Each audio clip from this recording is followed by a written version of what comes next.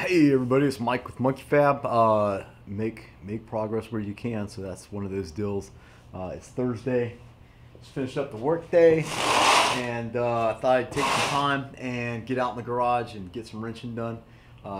Didn't mess with the mic, so I'm wondering how the sound quality. I noticed there's a lot of background noise. I know the solution is I need to buy a $300 microphone, but I'm just not really motivated to spend $300 on a microphone. So making the best of what I got. Hopefully I adjusted some settings, watched some YouTube videos, maybe it helps. We got this thing all put together. When I say this thing, I mean the rear end. They got the axles in and all the, what do you call them, shackles and leaf springs and bushings and all that stuff. So excited about that, and I need to finish this up. We got to torque all that stuff down. So you're saying, well, Mike, you have to get on the internet. You have to get on the interwebs and search for those torque specs. Not if you have an original 1978 Pontiac service manual, you don't. Bam! Look at that. Look at that. I know it's not really original, but it's like a reprint of one, and it's got all my torquey specs all right now. So we're gonna get the old torque wrenches out and start torquing. We're about to bring the torque, son.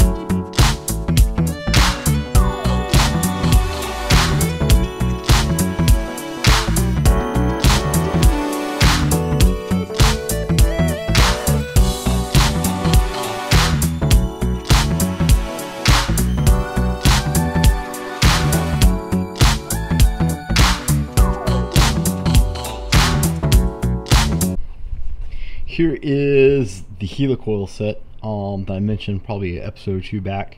I was just getting my toolbox and saw it and thought I'd show it. I want to say it was like 30 or 40 bucks, which is crazy because it comes with everything you need. You got your drill, you got the tap for the larger size, you got the insert, and then you got a drift to punch them through. And for whatever reason, if you've never seen these guys, I'll show you real quick. Say you strip out thread. Usually it's an aluminum, like I did my alternator stand. I had the little mounts for my turbo on there, and just ended up pulling the threads out because it was M6, and this is an M6 insert. And you'll see on the inside of it, it's got a little tang right there, and this little guy holds on to that. So all you have to do is you take the corresponding drill bit, drill it out, tap it with the corresponding tap, and then you stick this guy on here, run it through, turn it counterclockwise a little bit. You'll feel it kind of tighten down. Pull this guy out, and then when you smack it with a punch, it just snaps that little tang off the back, and then you got still threads inside to work with, which are a little bit beefier than the aluminum ones. You know, you can probably get these kits anywhere. Like I said, I got this one on eBay. But you can probably find it anywhere. Just look helicoil in metric. I think it was metric helicoil tool set, something like that. But yeah, it's M5 and it goes all the way up to M12. So I mean, it's pretty much got you covered. M6, M8, M10, and M12. It's all basically your coarse thread set, it looks to be, and not bad. I mean, for 40 bucks. It'll save you a lot of headache right there. So just want to show you guys that. Okay, so why I have this on the ground, I just wanted to remind me something kind of exciting that I wanted to show you guys. So the stock axle was about 2.5 inches short on either side, a little bit more I think than that, but not much. So this kind of gives you, I don't know if I can express it on the camera, you know, enough. so you can kind of get an idea of what we're talking about. But I mean, it sticks out a little further than I like it to.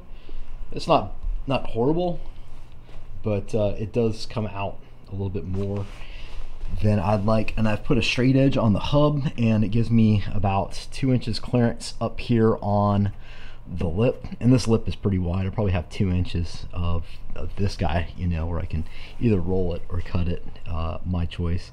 But the inside is kind of built out too. So what I have done is I got online and I found a company that makes custom backspaced wheels, and I ordered a set of 15-inch by 10-inch, and this pattern is also different than the Pontiac pattern. The Pontiac is a 4 3/4 by 5, and this is a 4 1/2 by 5.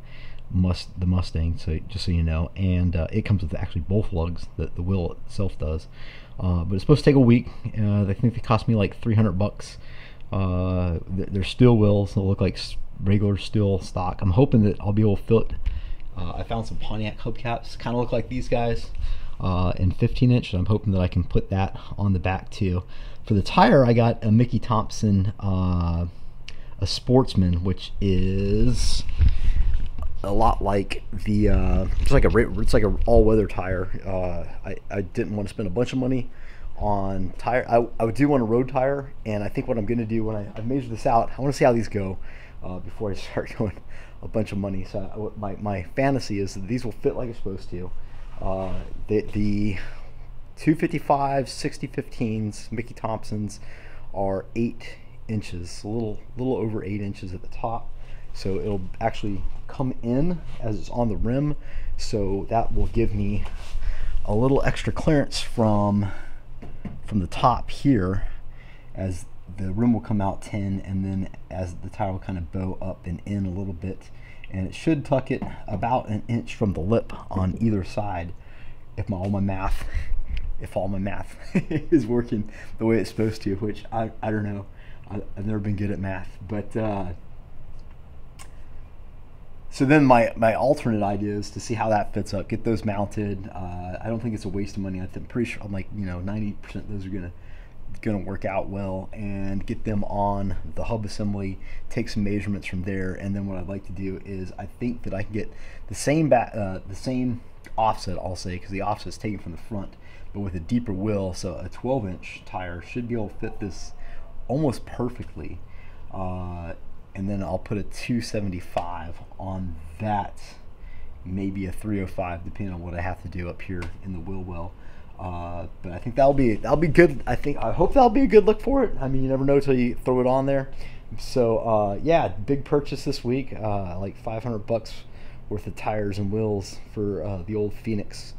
So I'm excited about that, and just to get you up to date too, while I got the camera on, is I've already torqued all these guys, the torque settings on the leaf springs and the shackles and the whatever this thing is, the U-bolts, and now I'm just tightening up the brake lines. I got to install those. I got to pick the other brake line for the caliper up, and I need to modify that a little bit and mount it on the bracket that I made on the other side, and then run the brake lines, and then the back end will be pretty well tightened up. I called the drive shaft shop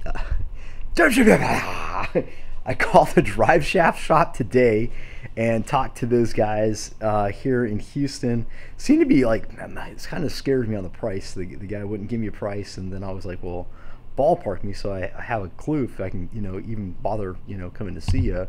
Do I need $500, $1,000, $1,500? And the guy was like, yeah, if you come with $1,000, you should be coming home with some change. And I'm like, man, like, I don't know what he's getting at, but or hopefully not too terribly high. I think that I don't know, we'll see. We'll take the measurements and go down there. It's all the way across Houston, so it's like a hour-and-a-half drive into the city. Not super excited about that, but we'll skin that cat once we catch it, and get this thing on the ground. I have to have the tires so I can load it and check the measurements from the pinion to the transmission, both loaded and unloaded, And thanks, shout out to Cameron. He's got a YouTube channel, shows you kind of like talks through that. And I went and checked that out, and it was helpful. So Cameron Powers over on Sloppy Mechanics, or he has a YouTube channel with a bunch of videos with bad quality audio and video, just like me. So yeah, I'm gonna get these brakes tightened up now, and then we'll see what else we can tackle. I think it's still kind of early in the night. The stuff has been going well. All right, so we got all the brake lines ran, everything's all torqued up, and the brake lines are, why are you no worky? Get the brake lines hooked back up into the body, and yeah, the back axle's all tidied up, minus actual brake pads,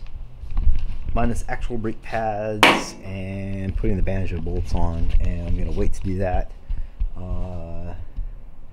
Just kind of handle all the brakes at once, but I think next up will be the fuel tank, and I believe running all the new fuel lines. I'm running PTFE fuel lines on this guy, and I'll talk more about that later. So that's where we're at. So I'm gonna call it night for the night, and I don't know if this is enough to make an episode. This is Mike with Monkey Fab. Be sure to stop by my website. It's monkeyfabgarage.com. You guys always wonder, like, where can I pick up a Monkey Fab t-shirt? Well, they're on my website. If you go to my website, my wife set it up so it just spams you. So bam, you'll get it right away.